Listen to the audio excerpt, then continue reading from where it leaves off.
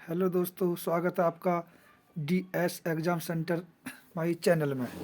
चलिए, आज मैं आपको केवल एकमात्र अव्ययीभाव समास के बारे में बताऊंगा।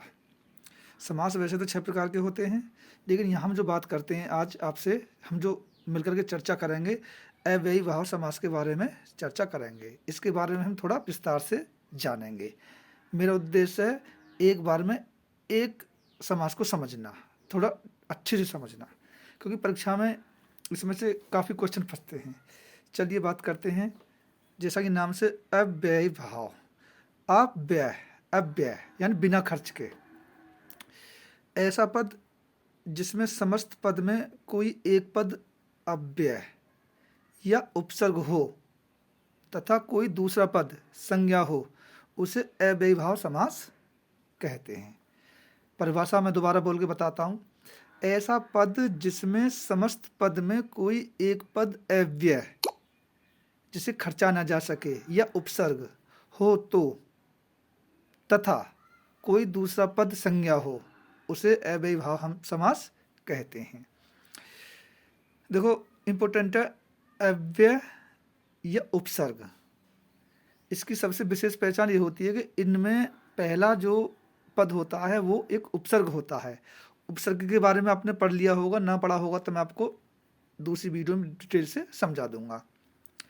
अच्छा, अव्ययी भाव के समास के जो पहले पद होता है उसमें उपसर्ग इस तरह से आते हैं, जैसे समझने के लिए ये तो जैसे अनु, आ, प्रति, यथा, भर, हर। इसका कैसे बनेंगे मैं आगे चल के आपको समझाऊंगा। तो इस समास की मेन पहचान, पहला पद अव्यय होता है, दूसरी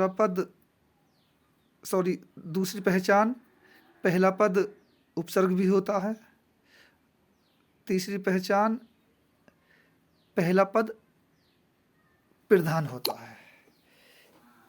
दोबारा समझिए। देखो, समास में दो पद होते हैं, प्रथम पद, उत्तर पद। प्रथम पद पहला पद। तो अव्ययी भाव समास में पहला पद उपसर्ग होता है, अव्यय होता है और पहला पद प्रधान भी होता है। दो पद होते हैं, पहला पद और उत्तर पद। तो यहाँ बात करेंगे हम पहले पद की। चलिए, अब जैसे परीक्षा में कोई आ जाता है क्वेश्चन, तो इसमें जैसे दे रखा है, ये है, इसे समझ लीजिए। पहले तीन है, पहले इसी की बात कर देंगे। यथा रुचि, यथा रुचि, यथा प्लस रुचि। देखिए रुचि से, तो ये है रुचि। रुचि से पहले क्या आ रहा है? यथा। तो ये ऐसा एक वर्ड है जिसे ना तो हम खर्च सकते, यानी अव्यय, ये ऐसा ही रहेगा। और यहाँ रुचि से पहले इस शब्द को लगाने से शब्द की सब अर्थ बदल गया। तो यथा, इसे हम उपसर्ग भी मानेंगे और इसमें यही पद प्रधान भी मानेंगे। तो पहला पद प्रधान होता है, पहला पद उपसर्ग होता है, पहला पद अव्यय होता है। इसकी तीन विशेष प्रकार से पहचान की जा सकती है। अब जैसे प्रत्येक है, आप प्रत्येक को ले लीजिए। प्रत्येक, तो इसमें पहला जो पद बनेगा प्रति बनेगा, प्रति धन एक, एक। ठीक है, तो इसमें प्रत्येक प्रति आ रहा है। अब जैसे इसमें घड़ी, तीसरे की बात करते हैं, घड़ी। अब घड़ी से पहले क्या लिखा? हर। भाई घड़ी तो सब जानते हो, दीवार पर लगाते हो, अपनी कलाई में बांधते हो, जेब में भी रखते हो घड़ी। तो घड़ी से पहले अगर हमने इसका हर लिख दिया तो इसका अर्थ ही बदल गया। हर घड़ी यानी हर समय। समझ रहे हैं ना आप कैसे इसका जो कॉन्सेप्ट ही क्लियर, मतलब चेंज हो गया इसका। तो ऐसे ही शब्दों से इसकी समास की पहचान होती है। अव्ययी भाव समास की पहचान ऐसे ही होती है। अब जैसे अगला ले लीजिए। देखो, यहाँ यथा रुचि हो गया, प्रत्येक हो गया, हर घड़ी हो गया। ऐसे प्रति दिन,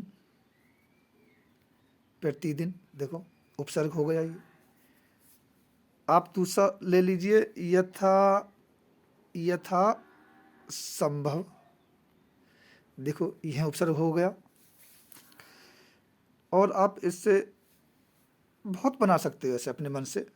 बस आपको यही पेपर में पहचानना है कि पहला पद उपसर्ग होता है, पहला पद उपसर्ग होता। भर पेट, पेट तो होता ही है, उससे पहले भर लगा दो तो इसका मायना बदल गया, भर पेट हुआ आपका। इनमें एक और थोड़ा ध्यान दीजिए, जैसे उसमें शब्द की पुनरावृत्ति भी होती है, यानी पुनरुक्ति होती है, शब्द को दोहराना। जैसे रातों रात, यदि ऐसे शब्द आते हैं तो उनमें सीधे आप लगा लीजिए, उन शब्दों की पुनरुक्ति होती है। रातों रात, हाथों हाथ, हाथों हाथ। तो इस तरीका के भी ये जो होते हैं शब्द, ये भी अव्ययीभाव समास में आते हैं। समझ रहे हैं दोस्तों? आप चैनल को सब्सक्राइब कर लीजिए, चैनल को लाइक कीजिए, चैनल को शेयर कीजिए, वीडियो को शेयर कीजिए, दोस्तों में बताइए। तो मैंने आपको अव्ययीभाव समास को समझा दिया है, विस्तार से समझाया है। एक बार और दोहरा देता हूँ। ऐसे इसकी पहचान होती है, पहला पद प्रधान होता है, पहला पद उपसर्ग होता है, समझ रहे हैं ना? पहला पद अव्यय होता है जिसे खर्चा ना जा सके। तो इसकी मेन विशेष पहचान है, आप याद रखिए, जिन शब्दों में आपको लगे कि यहाँ उपसर्ग आ रहा है, उपसर्ग हमेशा शब्द के शुरुआत में आता है। उपसर्ग एक समस्या बन जाती है, मैं बता देता हूँ, यहीं पर इंक्लूड कर देता हूँ इस पॉइंट को, छोटा सा आपको गाइड हो जाएगी कि जिन शब्दों के शुरू में शब्द का मायना लगा देने से वो उपसर्ग होता है। जैसे आप इसे ले लीजिए, जैसे रुचि से पहले यह था, शब्द का अर्थ बदल गया। एक से पहले प्रति, प्रत्येक। घड़ी से पहले हर, शब्द का अर्थ बदल गया। ऐसे ही होते हैं, जैसे प्रतिदिन है, आजन्म है, यानी आजन्म यानी जन्म से लेकर, यथासंभव, अनुरूप, भरपेट आदि। और भी ले लो, प्रतिकूल हो सकता है, हो जाएगा। हाथों हाथ ही मैंने आपको समझा दिया है, समझ रहे हैं ना दोस्तों?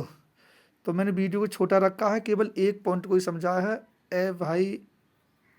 अव्ययीभाव समास को समझाया है। मैं आप उम्मीद करता हूँ आपने इस वीडियो को बहुत ध्यान से देखा होगा, और मैं गारंटी के साथ कह सकता हूँ आप 6 समास में से इस एक समास को पूरी तरह से भली भांति सीख गए हैं। अब आप परीक्षा में कहीं भी फंसेंगे नहीं, क्योंकि मैंने बहुत इजी वे में इस पॉइंट को एक्सप्लेन किया है आपके सामने। समझ रहे हैं दोस्तों? तो मेरा उद्देश्य ये रहता है कि आप धीरे धीरे ही सीखो, लेकिन मजबूती से सीखिए। मेरा उद्देश्य आप परीक्षा में कहीं भी फंसे नहीं। तो मैं पूरी उम्मीद कर सकता हूँ आपसे, आप इस अव्ययीभाव समास में आएगा परीक्षा में, तो आप इसको जरूर नंबर को पक्का करके आओगे। ठीक है दोस्तों, चैनल सब्सक्राइब कर लेना। DS exam centre. दोस्तों, आज मैंने अपना ये वीडियो के माध्यम से अव्ययीभाव समास समझा दिया। अगला पॉइंट लेकर के आऊँगा बहुत जल्दी, आप लोगों के बीच में हाजिर होऊंगा।